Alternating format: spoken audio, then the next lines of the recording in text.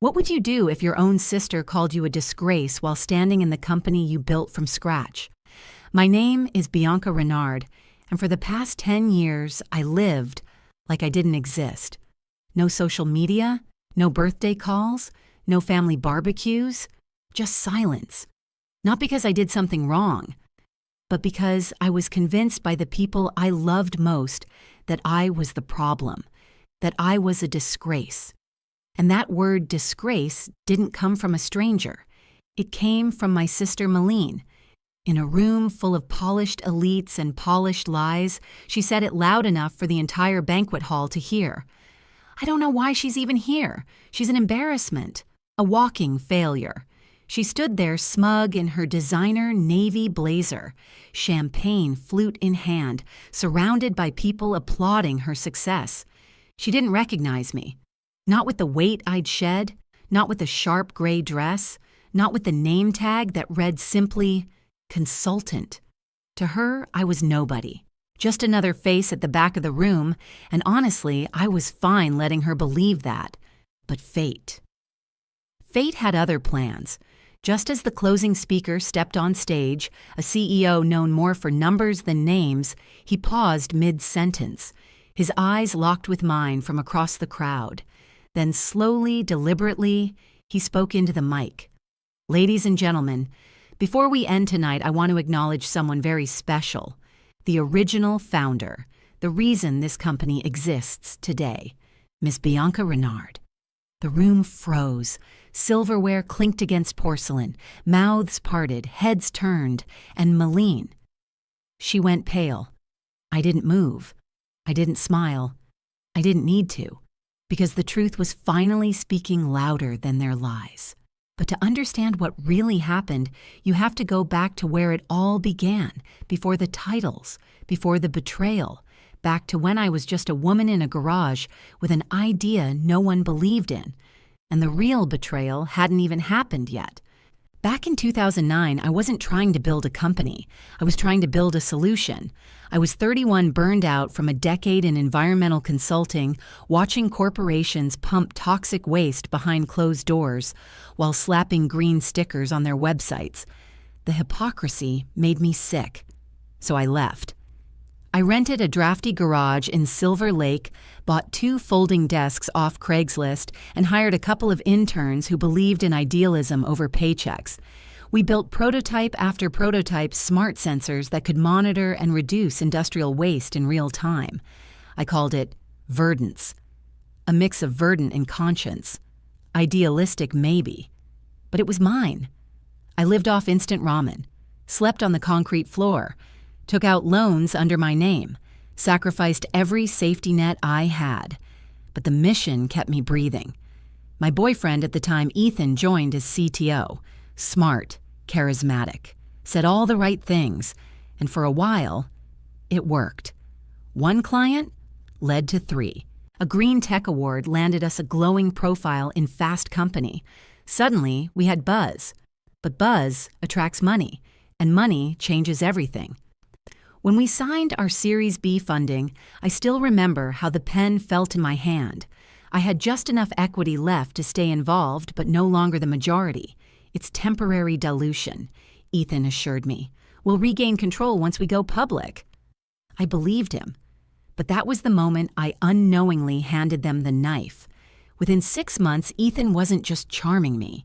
He was charming the board, whispering about founder burnout, evolving leadership. I was pushed into a transition role. By the end of the year, I was gone. My name scrubbed from the website, my email deleted overnight. When I walked past the very building I helped design, the security guard stopped me like I was some random passerby. I had built the walls, but now I wasn't even allowed through the door. And when I came home to my family, devastated, exhausted, destroyed, they didn't fight for me. My mother stirred her tea and said, "Maybe it's for the best. You were always a little overambitious." Overambitious. That's what they called it when I refused to marry Ethan just to keep my seat on the board. That's what they called it when I cried alone on the kitchen floor.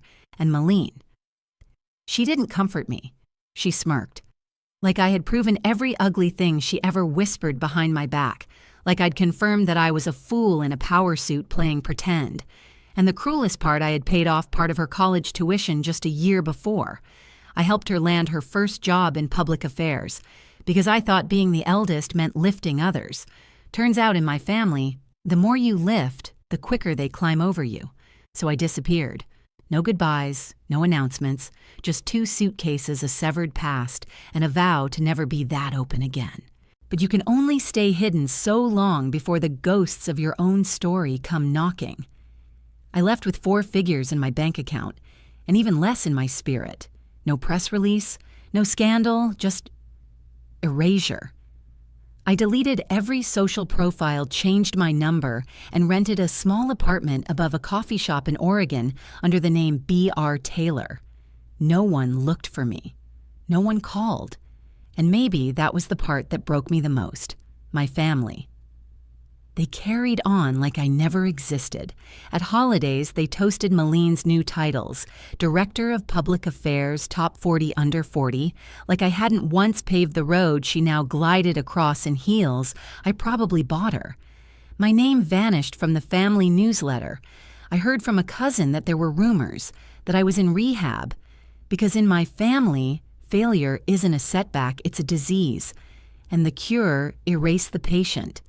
I was grieving something I couldn't bury, not just the company, but the betrayal, the silence, the realization that the people who raised me couldn't recognize the cost of what I tried to build. But in that silence, I found something sacred. I began working under the radar, quietly consulting for sustainability startups, mentoring young female founders who reminded me of myself before the world chewed me up. I never used my real name, never asked for credit. I just gave them the one thing I never had, a warning sign before the betrayal came, the only piece of verdance I kept, a single framed blueprint of our first sensor prototype, no label, no signature, just lines and dreams behind glass. It hung above my desk for years, a relic from a life I pretended wasn't mine, and I made myself a promise. I would never step back into that world, unless it was on my terms. What I didn't expect was for the door back in to arrive through a mystery, an anonymous invitation, no sender, just a date, a location, and a single line. Honoring our legacy, celebrating our future. It landed in my inbox the same weekend as my father's birthday, the one I wasn't invited to. At first, I was ready to delete it, but something about that phrase, our legacy, felt like a ghost reaching out. So I said yes. I bought a simple gray dress, pinned up my hair, and walked back into a world that had done everything to forget me. I didn't expect recognition. I didn't even expect to be noticed. But what I found, that was something no one, not even Maline, was prepared for. The building had a new name now, Delaney Tech Clean Solutions. The old Verdance logo gone, replaced by muted tones and a sleeker design. But I knew the bones, the curved green lines on the brochure. They were mine. I'd sketched that arc on a napkin in a diner at midnight Sharpie, bleeding onto Ethan's coffee cup. Now it was branding. Now it was theirs. I stepped through the glass doors like a ghost. The lobby gleamed. The crowd buzzed. It was all so polished. And in the corner of the room stood the person I never wanted to see again, Maline. She floated through the gala like a queen, blonde waves, impeccable posture, gold name tag glinting under the lights, Ivory Renard, Director of Public Affairs. Of course, it shouldn't have surprised me. She'd always known how to take up space in a room she didn't help build. She gave a welcome speech full of buzzwords: legacy, corporate citizenship, green future. It was hollow, but the crowd clapped. They didn't know what she didn't know, that her big break into this company had come from me. Years ago, I had reluctantly recommended her name to an old colleague after she'd been laid off from a government job. She never thanked me, probably didn't even remember. In her mind, I had vanished. And maybe that made it easier to pretend she'd climbed this ladder herself. I stayed in the back, just another middle-aged consultant with a name no one remembered, until I asked a question, not with my voice, but anonymously through the event app. It was technical precise. The kind of question only someone who had built the entire system from scratch could even think to ask. During a panel on sustainable infrastructure, the moderator read it aloud. Malene squinted. "That's a very specific question," she said, her voice tightening. "Not sure anyone here would frame it that way." Then she laughed. "Sounds like someone's been digging through our old files." The audience chuckled politely. I didn't. Later, I stepped out onto the terrace for some air, and I felt her before I saw her. Malene approached Wineglass in hand, head tilted. "Do I know you?" she asked. I turned slightly. "I don't think so." She looked me over slowly. "Strange. You look familiar, like someone I used to know, back when my family was falling apart." Then she smirked. "Are you one of those consultants who think they know more than the people running the show?" I didn't answer. "People like you are a dime a dozen," she said. "Honestly, if you're trying to impress someone, it's not working." She stepped closer, voice lowering to a whisper. "You look like someone my sister used to hang around. Total disgrace, wasted potential, self-important emotional wreck." I met her gaze. "You don't say." And just then, a voice behind her cleared their throat. "Malene." We both turned. It was Mr. Delaney, the CEO. His expression was unreadable, but his eyes were locked on me. "I think it's time you reintroduced yourself," he said. Malene turned to him, smile twitching. "Oh, I didn't know you were out here." He nodded once, then said clear as crystal, "Bianca, you came." Her face cracked. "Did you just say Bianca?" she asked. Her voice climbed just a little too high. "Bianca Renard." I gave her the smallest smile. "Hi, Malene. It's been a while." She froze. You could see the math happening behind her eyes. My age, the timing, the scandal, the whispered rumors. Her fingers tightened around the stem of her wine glass like it was the only thing keeping her upright. "I didn't recognize you," she muttered. "I gathered," I said. Mr. Delaney folded his hands calmly behind his back. "I had hoped you two might run into each other," he said, "though perhaps not exactly like this." "Oh, we've spoken," I said, "just not formally." Malene blinked, trying to recover. "We didn't know you'd be here," she said. "I didn't either," I replied. "But your company's invitation was hard to resist. Something about honoring legacy." Her mouth opened, then shut. Panic flickered behind her mascara. Not guilt, Malene never really did guilt, but fear. Fear of being exposed. Fear of what people would say if they knew the woman she just humiliated was the one who made her career possible. She tried to regroup. "Well, this is surprising. We didn't know where you'd gone. We thought you were, traveling. In transition. You mean the rumors you let float around while never once picking up the phone?" Her face hardened. "I was busy," she snapped, "and you weren't exactly easy to find." "I didn't disappear," I said. "I was erased." Even Mr. Delaney tilted his head. That word echoed like thunder over the terrace.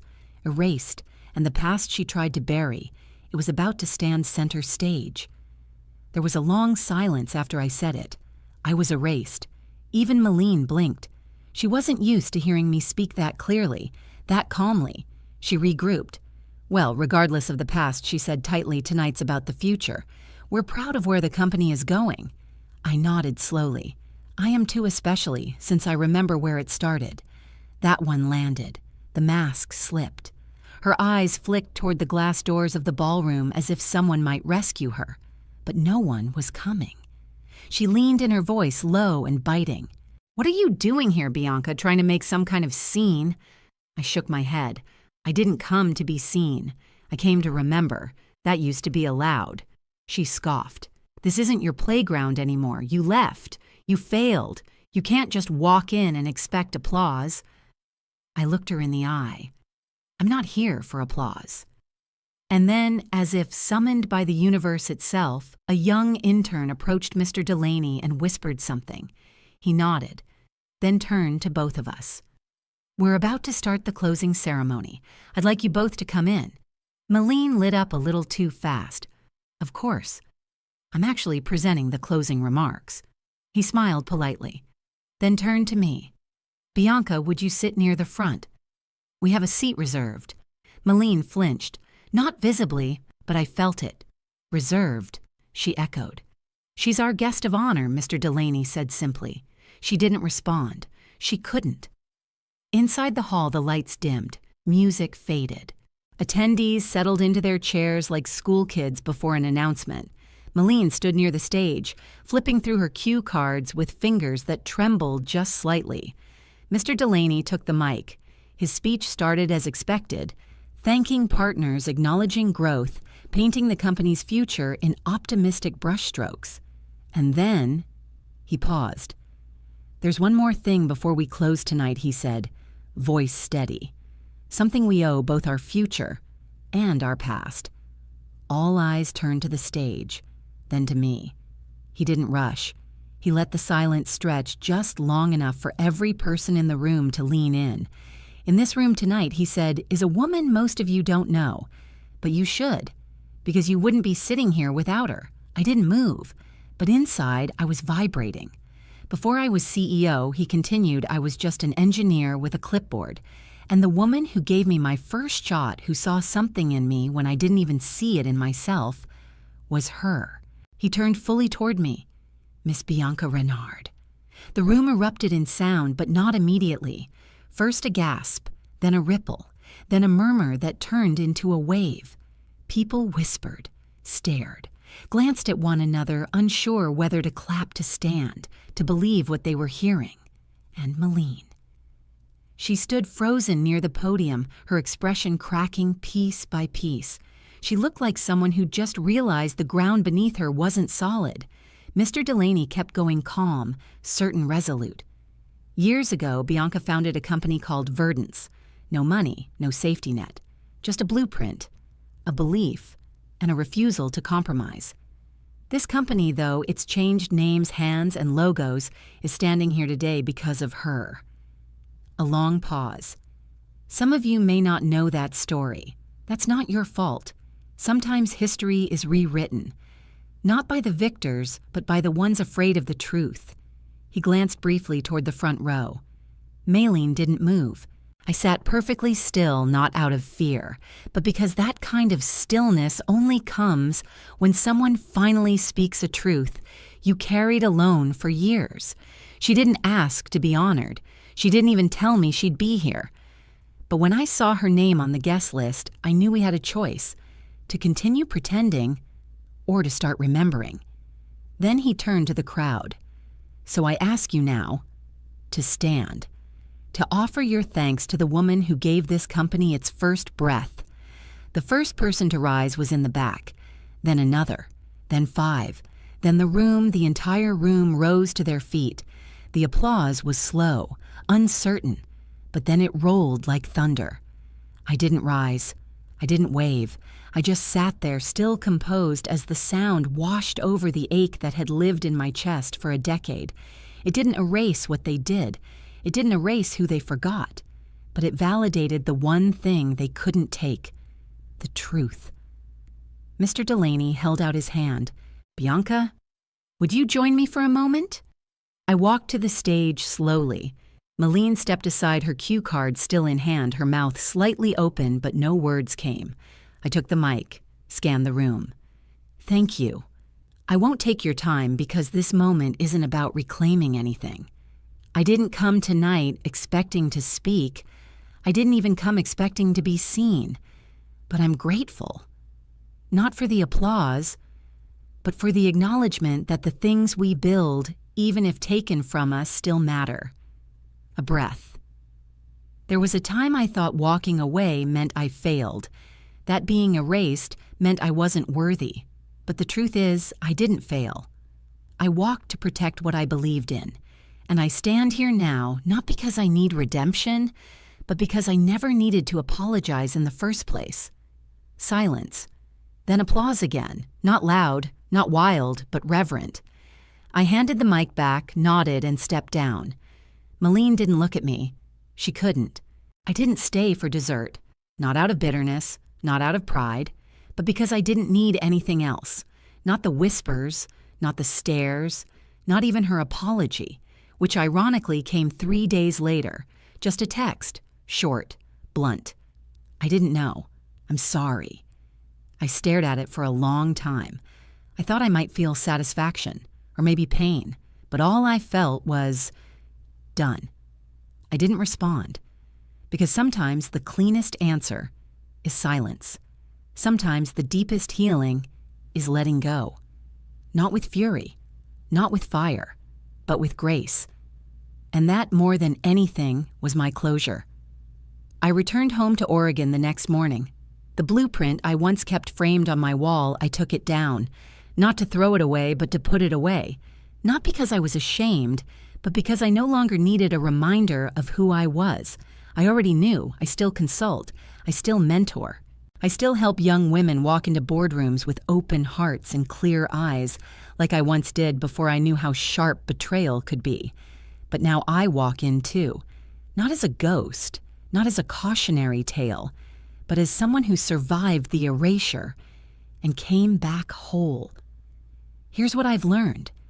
You can strip a name off a building, but you can't unbuild what someone gave their soul to create. And sometimes the most complete revenge isn't shouting louder. It's simply being undeniable. Have you ever been dismissed, erased, or underestimated by your own family? Tell your story in the comments below. We read every single one. If this story hit home for you, like the video, subscribe for more high-stakes family betrayals and hidden triumphs. Share this with someone who needs to know you are not invisible. And remember, silence isn't weakness. Sometimes it's power waiting to speak.